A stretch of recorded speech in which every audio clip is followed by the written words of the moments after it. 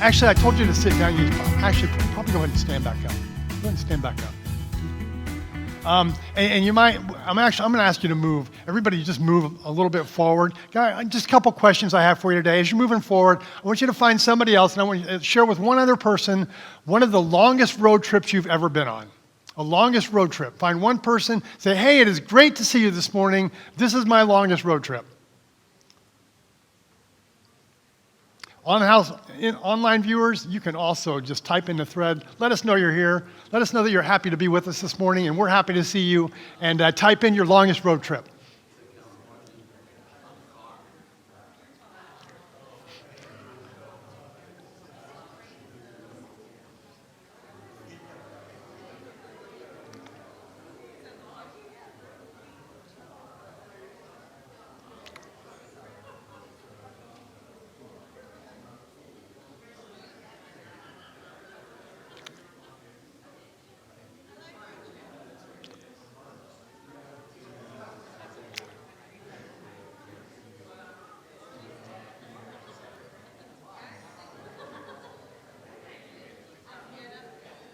Okay, second question. Here's the second question. Not the long version, the short version of one of the worst experiences you've ever had in being lost. You ever been lost? The short version.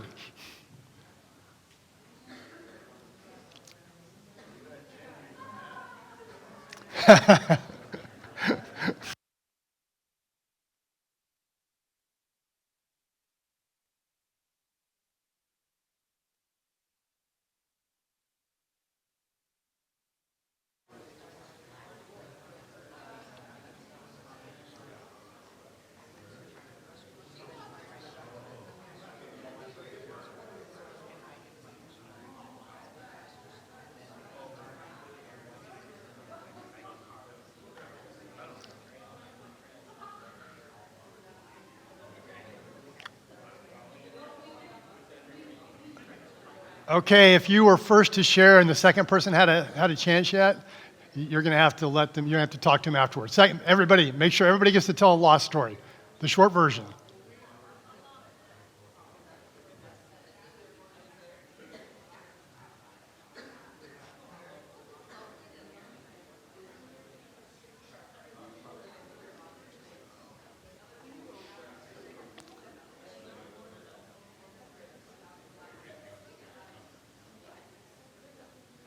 All right, so I'm not going to ask you to share it, but I'm just really curious. Does anybody have a lost story where you really thought, I'm not sure I'm going to find my way out of this? Anybody? All right, go ahead and have a seat. You're good to go. We're in, I don't know what week, in some week of our series on that I've titled Homeward Bound, and it's about, we started at home, like the home that we were made for. We started in the Garden of Eden, and all of its wonder, all of its beauty, the awe, the adventure, the calling to take it, to live it in it, to enjoy it, to embrace it, to fill it. And that was home. That's the world that we were made for. God created it, and he said after he was finished with his creation, he saw all of it, and he said, it is very good. And that home, the space that we were made for really is the core of all of our longings in life. Everything that is inside of us that wants something other than what we're experiencing is a desire to get back from where we came, from the origin of our story. But as we discovered in our second week of the series, that's not the world that we live in. That because sin entered the equation, that we were evicted from our original home. That now, with access to the life of the tree of life, having eaten from the tree of knowledge and good and evil, God determined that it would not be good for us to live forever in our broken, fallen state, in a broken, fallen world, that by grace, he took us away from the opportunity to live forever as it is. And I mean, honestly, it makes sense to me. I look at people who live, 100 years, and people who, if you're over 100, I'm cool. But like when you start to lose your vision and your hearing and your mind and your body breaks down at some point, you're like, if I'm just projecting this 5, 10, 15 more years out, I'm not sure I want to experience that. It's not good for us to live forever, banished from the garden. And then life became in that space marked by pain. Pain in bringing forth life, and pain in all of our attempts to sustain life, to keep our lives going, to stay alive. So we go from home and beauty and wonder and all that, and we are banished to the east of Eden, kicked out of the garden. And if you follow through the story as it continues on from there in Genesis, it's really, it's all downhill. And not downhill like downhill like whoa. And it's kind of this mentality of, now we're out of God's directions. Who needs directions? Right? Why bother? Nobody can tell me what to do. Nobody can tell me where to go. I'm going to be the master of my own destiny. And that story continues. Genesis chapter 4, when Cain kills his brother Abel. And then after that, the downfall of that family and generations until we get to Genesis chapter 6. Genesis chapter 6 is what you might remember as the flood story or the story of Noah. And there's a line when God is assessing the state of the creation that it has come to that really strikes me as being pretty significant. It says, the Lord saw how great the wickedness of the human race had become on the earth, and that every inclination of the thoughts of the human heart were only evil all the time. Think about that, right? Think about the worst thoughts that you've ever had in your life. And the time when your brain just slips into some other space and you think about doing things that you would never do and think about things you don't even think about doing. And you think, well, and I'm maybe one of the better people on the planet, and there are people who have far worse than that. Imagine a world where every person in the world, every inclination of their heart was only evil all the time. It's horrifying to think about. And then God determines that it's time to start over with his creation. And he sends the flood.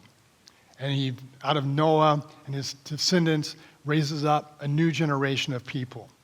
And the second run doesn't go any better than the first run. So you continue down that story till we get to Genesis chapter 11.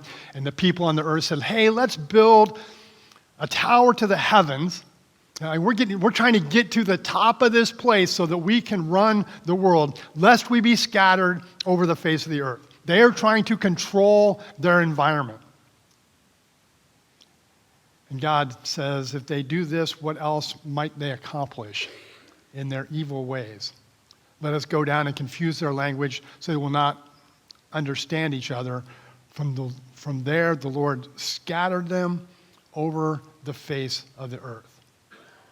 Scattered over the face of the earth to save us from ourselves. It is all downhill from Genesis chapter 3 to Genesis chapter 11. But Genesis chapter 12, we come to a turnaround. A place where the story takes literally a U-turn. And it's a relationship that's formed between God and a man named Abraham. God comes to Abraham, Genesis chapter 12, verse 1, and said to him, go from your country, your people, and your father's household to the land I will show you. He says, we've been running away from home. He says, Abraham, I'm going to take you into a new home. I'm going to take you into a place where I'm going to create a new home for you. So it's all been going this way, and now we're turning and going this way. And he says to Abraham, I will make you into a great nation. I will bless you. So I'm going to make you like you're a great family, huge, growing. I will bless you, which is to say I'm going to be with you. I'm going to provide for you. I'm going to support you. I will make your name great, and you will be a blessing. All peoples on earth will be blessed through you. All peoples on earth will be blessed through you. Now remember Babel, what happened in Babel? We just talked about it. They wanted to make a name for them so they would not be scattered. As a result of that, they were scattered over the face of the earth. And now God's saying to the people, Abraham, I'm bringing you into a new home. And I'm bringing a new home to all of the earth. A new home to all of the earth. And so begins Abraham's journey. And I mean, just to be full disclosure here, God takes him what I would call the long way home. It is not a short journey. Hebrews chapter 11 says, by faith, Abraham, when called to go to a place he later received as his inheritance, obeyed and went even though he did not know where he was going. God calls Abraham, I'm going to bless you. I'm going to make of you a great nation. I'm going to bless all the nations of the earth. Genesis chapter 12:4 says, so Abraham went. It's like everybody's been doing the opposite of what God says. And we finally have one guy who listens to God, hears God speak, and does what God says. He obeyed him. Even though, and this is a great part of the story, even though he did not know where he was going. When God said, leave and go, he didn't say, and here's the directions, right? Here's your GPS. Just follow it step by step. It'll get you right. Just go, and I will show you. Now, that's a pretty frightening way to travel. Abraham went. By faith, having gone now, he made his home in the promised land like a stranger in a foreign country. He lived in tents, as did Isaac and Jacob, who were heirs with him of the same promise. For Abraham was looking forward to the city with foundations, whose architect and builder is God. He was looking forward to a new home that God had created. And the rest of the Bible, from Genesis chapter 12, and Abraham's response to God's call to leave and his going, the rest of the Bible is really a travel log of his journey. Took 25 years. He promised him a great nation. Well, he doesn't even have a son yet. He's 75 years old. So to get a great nation, you have to have at least one descendant, right? It takes 25 years for his son Isaac to be born, the promised son.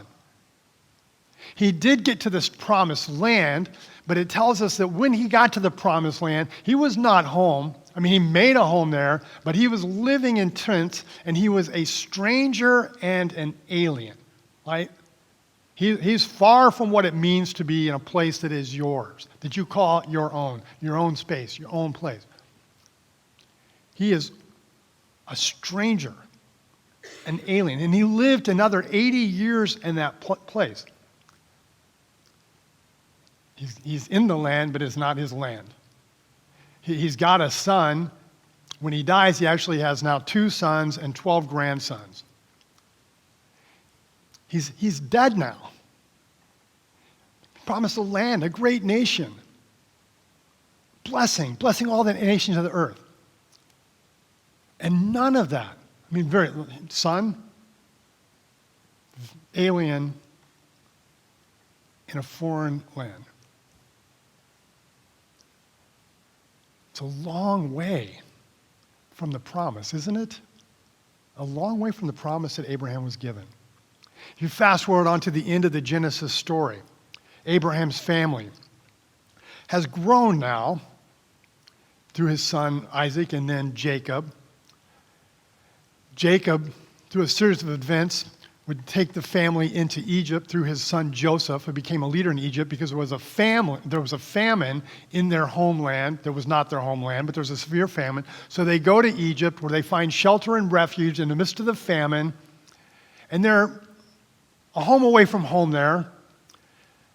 And the promise to become a great nation over the next 400 years would become a reality for Abraham's descendants. They would grow and multiply and grow and multiply. They were very fruitful. But they would also become slaves in the land of Egypt. Genesis, the last chapter of Genesis. We got a great nation now. We still don't have a land. We got somebody who's being blessed, but there's not a lot of blessing going out of there. And it's starting to look like the blessing is gone. Then we come to the book of Exodus, where the promise of a great nation now has come to fruition. And Abraham's descendants are going to hit the road again, right? They're going to be delivered from bondage in Egypt, and they're going to go out. And that's the story we're going to pick up next week. But this morning I want to take us back to Abraham. Remember the first week of our series, we talked about Easter eggs in this story? Like these little windows, these little clues that we get of something that's going to happen in the future. Lots of musicians have made that famous now. We call them Easter eggs. There's Easter eggs all over the Bible. We call them prophecies. Same idea, right? Easter eggs. The first one we looked at was in the Garden of Eden, when the curse on the serpent. God said to the serpent that the woman's offspring would strike his head and that the serpent would strike his heel, foreshadowing the serpent crucifying, being a part of, leading to the crucifixion of Jesus, and Jesus crushing him in the resurrection. The second Easter egg we looked at was in after they'd been were being banished from the garden and they were naked and ashamed. They'd put on fig leaves, and God was saying, you know, the fig leaves aren't really getting the job done. There's some things that are like popping out. And did I just say that? I really did. Anyway, the point of the story is that it wasn't getting the job done, so God made them new clothes out of animal skins. And we have the first occasion of blood being shed to cover our sin and shame. There's another major Easter egg that we find in the story of Abraham, Abraham's road test, right? He's on this journey now. God told him to go, he went, he's out, he's trying to, get along. He gets along. He finally has a son, and his son is growing up. And then God said, Genesis chapter 22, Abraham, take your son, your only son, whom you have, Isaac, and go to the region of Moriah. Sacrifice him there as a burnt offering on a mountain that I will show you. Now, this is an unconscionable request, is it not? How could a good God ask a father to take his own son's life? Why would a God who forbids murder and has put this premium on life ask such a thing of anyone? If that's the test of faith,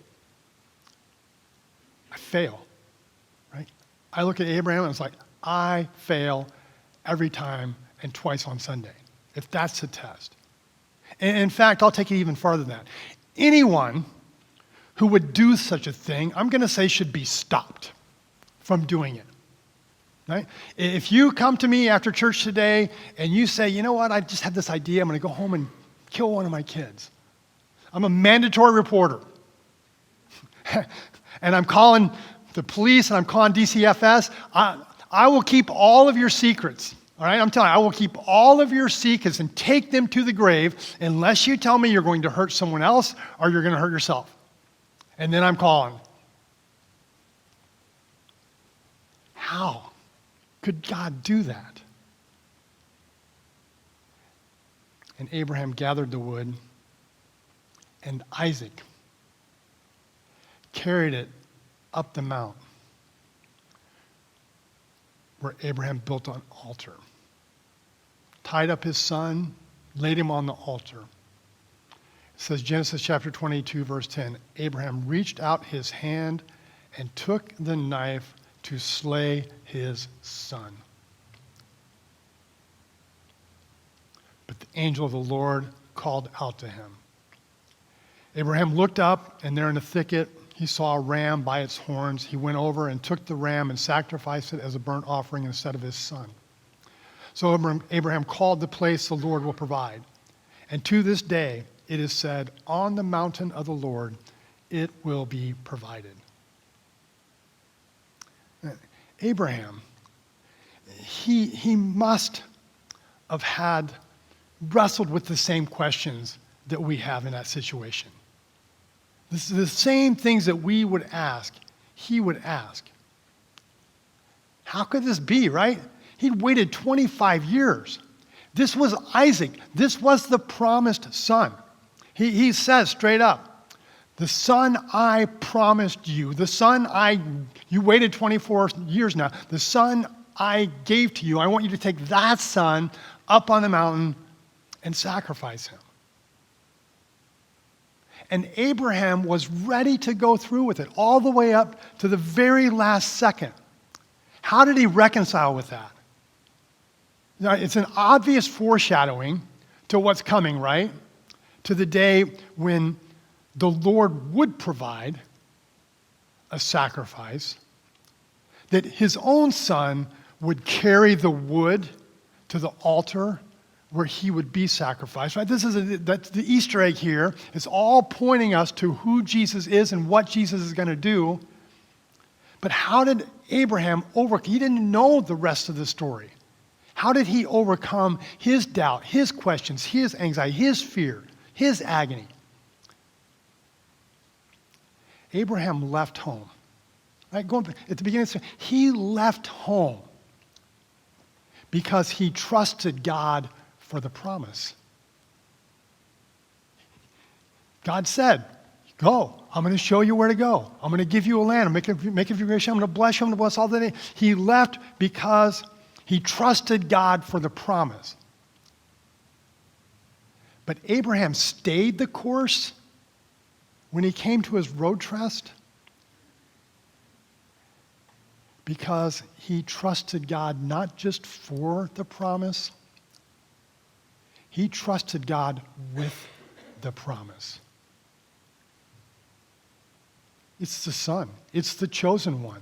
It's the one who's supposed to lead the way to becoming a great nation. That's the promise. God says, take his life.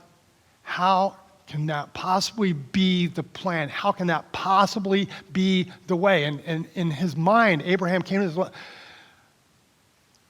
God's going to raise him from the dead.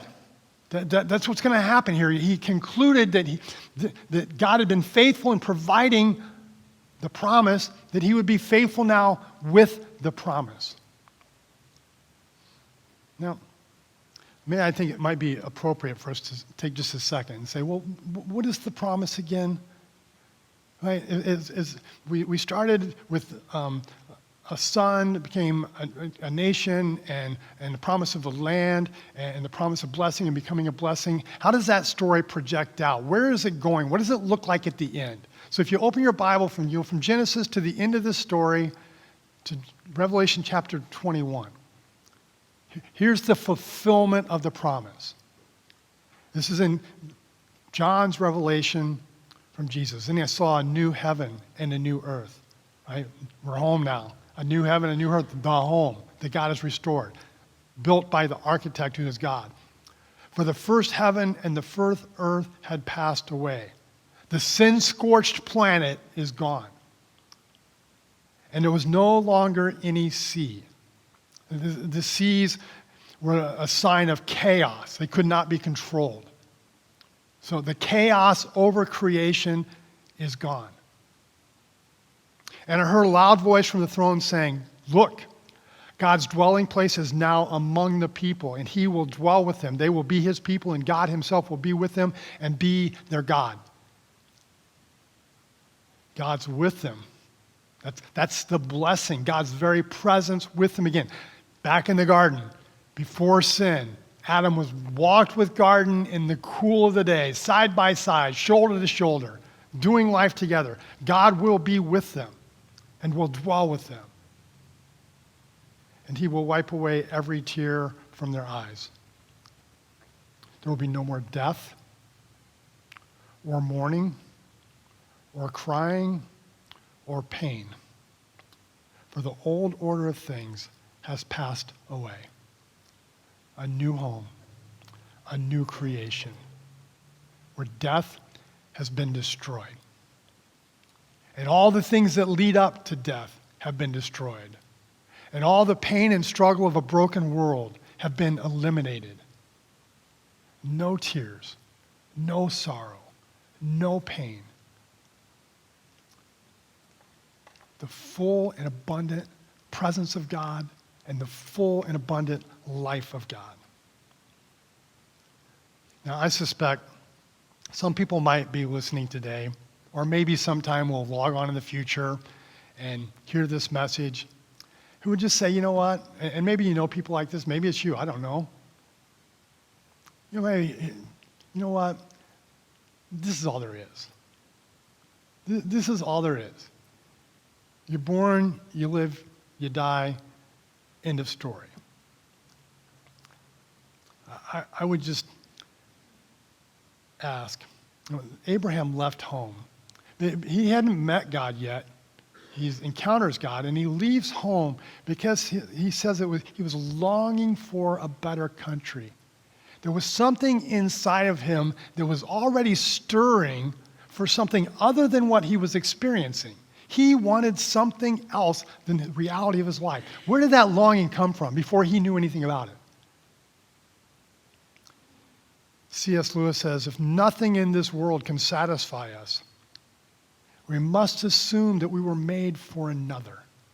If it feels like, this is all there is, where does that longing inside of you come from? If it's there, right? Is there something inside of you that's like, man, really?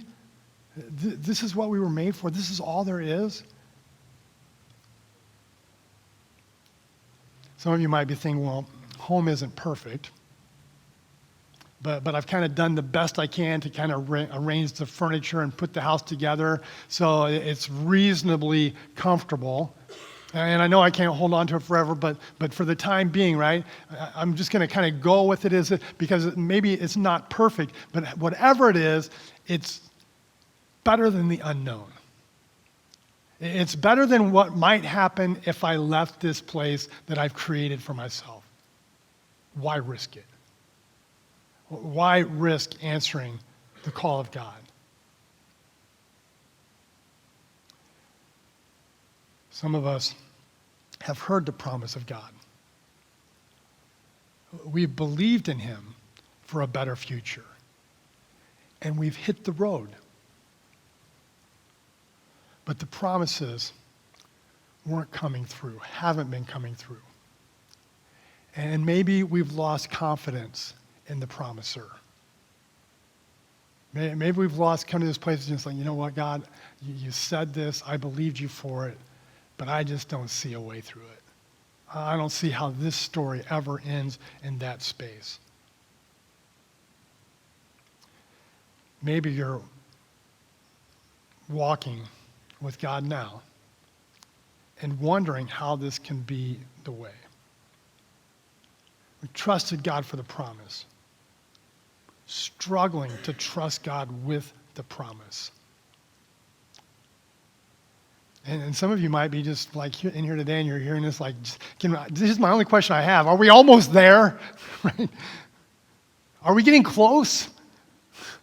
Can we not do this too much longer? Hebrews 11 is an account that rehearses the faith of the saints. This is where the passage I read from this morning about Abraham comes through. But it's not just Abraham, it's all the saints that go down through the ages. It talks about Abel, the good son of Adam and Eve, Enoch, Abraham, Isaac, Jacob, Joseph, Moses, Israel, Rahab, Judges, Samuel, David, the prophets, all these great saints of the faith. It's like the faith hall of fame. And it says in there that some of these people walked with God by faith and they were saved and rescued and great things happened in the course of their lives. And God did great things through them because they walked and lived by faith, which is a cool story, right? That's the story I want. It also says some of these people walked by faith and they were sodden too. They were killed. They didn't make it through the story. And people living, walking by faith today in places all over the world who are being martyred for their faith. I mean, it's still happening. Some prevailed, some were sought into. Save Enoch, the one person in this Hall of Fame that we don't get any during, and Abel really. All the people that are highlighted in the Faith Hall of Fame had stories of remarkable faith. But they also had some stories of pretty colossal failures. I mean, times when they just blew it. Abraham walked by, Abraham's the father of faith. And wow, did he take a hard left turn from the journey that we're still paying prices for today when he decided to take a little alternate route to get a son that wasn't the son of the promise.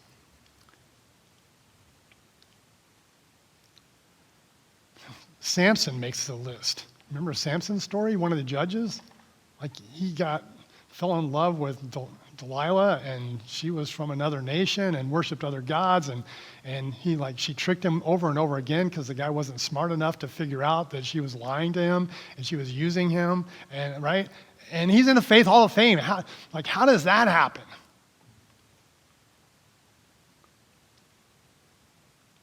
They had faith stories and they had failure stories. But none of them were canceled. None of them got taken out of the list. The Lord will provide. The Lord will provide. Not provision is not just what God does. It is who God is. When he gave his name to Moses, Yahweh, I am who I am, it's a really confusing, complex Hebrew word. God did that way on purpose, but essentially what it says, if you parse it all out in the simplest form, is I am. My name is everything you need. I will provide because I am provision. Abraham's promise ends with a blessing. To bless Abraham and to bless all the nations of the earth through his bloodline. Jesus is the fulfillment of that promise. If you go to Matthew and you look at the genealogy, it traces back to Abraham. And the reason they did that was to say to the Hebrew people, he's from the right bloodline. This guy's he's qualified because he's a descendant of Abraham. Jesus is the fulfillment of God's promise to Abraham, and Jesus is the provision for the promise. Right? He fulfills it when he comes, and in his life and what he does, he provides exactly what it is that we need. He says I am the light of the world. I am the bread of life. I am living water. I am the way and the truth and the life. I am the resurrection and the life. You're hungry? I am your food. You're walking in darkness? I am your light. You're lost? I am the way. You're trying to figure out what truth, I am the truth. I am the provision of everything you need. Hebrews begins with these words. Faith is being sure of what we hope for and certain of what we do not see. Lent is a time of reflection. So pausing to look at our lives as we journey towards the cross and the resurrection. And we're reminded of why it is that we so desperately needed a Savior. because of what happened in the garden, in the fall, and the sin, and the shame, and the pain. Reminded. Because even when we've trusted God for the promise, it can sometimes be really, really hard to trust God with the promise. So, in reflection this week, just a simple question. Right? How's my hope? As I look at my journey right now and why I started following God and where I am in that story and what promises have been fulfilled and what things am I still waiting for, how's my hope? Have I lost it? Have I maybe not forgotten it, but just kind of holding it on the side and doing the best I can with the things that I have to work with? You know, trusting, okay, when I die, that'll work out then, but until then, kind of on my own. You're walking and living by faith, trusting moment by moment, day by day, in the God who doesn't just provide, in the God who is provision. How's your hope? How's your hope? Because we take that to the cross on Good Friday. Lord, I pray that as we continue to walk through this season of Lent, that we would seize the opportunity that we have to slow down for a minute, to step back from something maybe during the week or every day that kind of creates more space for us to connect with you, to listen to your voice, to read your word, to be reminded of the promises, to be reminded of the call, to be confronted, convicted by our doubts and our fears and our wandering, to believe that even when we're off the road, that our faith is not in our ability to get back. Our faith is in your willingness to provide. Speak, Lord. We're listening.